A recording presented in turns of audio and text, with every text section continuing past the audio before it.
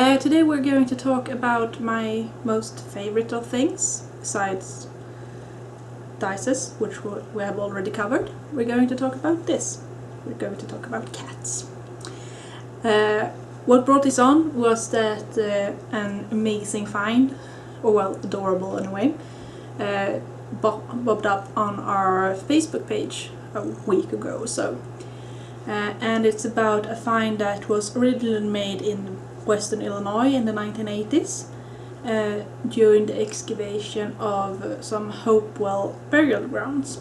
And well, then they thought they had found the remains of a puppy burial within the mounds, which in itself was very unusual.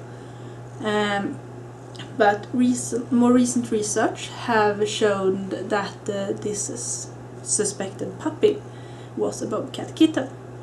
And it was buried with a necklace, and well, it's a very special burial overall. So I thought we were going to talk a bit about that, and then we're going to talk about cats in general, and well, the history of them anyway. I'm just going to ask Mindy to step away. Say bye, Mindy. Bye bye. Archaeologists rushed to this site in the 1980s because of a impending highway project, so this is a rescue archaeology dig. When they dug into the mounds, well, the largest one, it was 28 meters in diameter and about 2.5 meters high, they unearthed the bodies of 22 humans that were buried in a ring around a central tomb that contained the skeleton of an infant. And they also discovered a small animal interred by itself in this ring, and that animal had a necklace that was made of marine shells and bear teeth pendants, suggesting that it had been part of a collar or a necklace of some sort. The Hopewell buried their dogs, but the dogs were usually buried in their villages, not in these mounds. So researchers assumed that it was some kind of a special dog or canine that had been buried. Though in 2011, a PhD student from Durham, UK, named Angela Perry, was doing research on animal burials at the museum, and she saw these bones, and she realized that they weren't canine. It was some kind of cat skull. And she also, when she analyzed these bones, found out that they belonged to a bobcat that was about 4 to 7 months old. And there were no signs of cuts or trauma to the animal, so she didn't think it had been sacrificed. And when she looked at the original excavation photos, she realized that it had been buried very respectfully. The paws had been placed together, and it was clearly not just thrown into a hole and buried.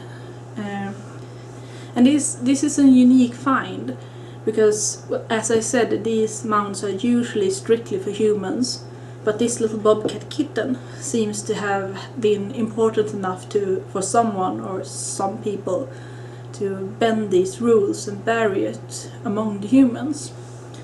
Archaeologists think that the bobcat might have been orphaned and then was brought into human society at an early age, which it would have had to be, since it was only 4 to 7 months old when it died.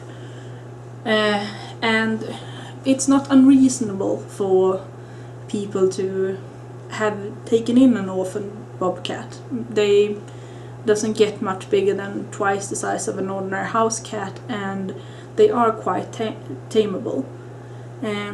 It seems that it had a different status as to the dogs for the Hopewell people. Otherwise, one thinks that it would have been buried like the dogs in a village. Some archaeologists speculate that it might have been some kind of symbolic status to the bobcat, maybe even a spiritual one, which granted it this very special treatment. Unfortunately, further work on this bobcat and the burials around it might not be possible. The museum where the bones are housed is facing shutdown at the moment, and that's due to state budget cuts. But there are public groups and museum staff fighting hard to stop the closure. But if it closes, researchers will simply lose access to the bones. And cats aren't new to human civilization, if you say like that. They have been around about 10 to 12,000 years, interacting with humans, most researchers think. It began also, as research suggests at the moment anyway, in the Fertile Crescent. So we're talking present Middle East, Iraq, that kind of bend there.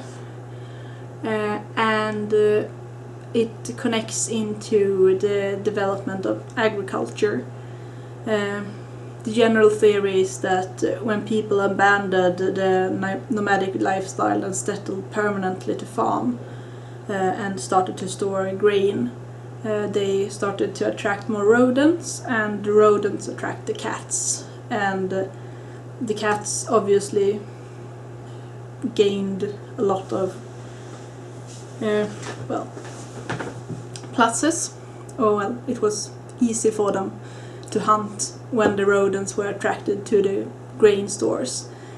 So they stuck around and kind of got socialized with humans. The humans saw the benefit of the cats, so they encouraged the socialization and domestications of the cats, and on that way it went. It would be quite a while before they were just indoor pets that you buy food for, like my cat, but we gradually get there, since I don't have a rodent problem, because I live in a city, in a flat.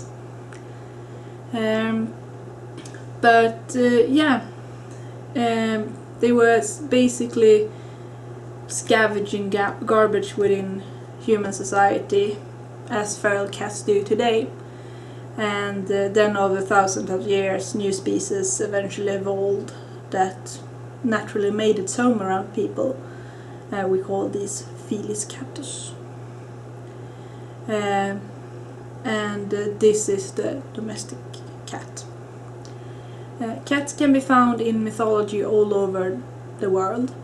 We have, of course, the Egyptians that worshipped cats in many ways and mummified them and saw them as gods in some ways. In Nordic mythology we have the goddess Freya, whose carriage was pulled by two large cats. And we also see in many American pre-Columbian cultures that felines possess a big role within mythology and the spiritual realms of society. This is something that seems to be kind of universal when there is felines or cats interacting with human society, even if they're just big wild cats like jaguars or lions or stuff like that. That they make an impression on humans, and they become a part of the mythos that we build around us. Look at the internet today. We are swimming in cat pictures and cat videos, and cats are becoming cult icons. I'm looking at you, tartar sauce. Grumpy Cat is definitely a phenomenon. We have so many cats still today that if we were a few thousand years into the future and they found the internet, I think they would say we worship cat. Yeah, I know I do.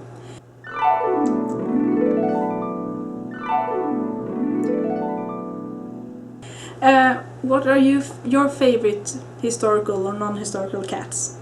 Please share in the comments below. Sorry, I got excited. And yeah, please tell me about your cats. Bye.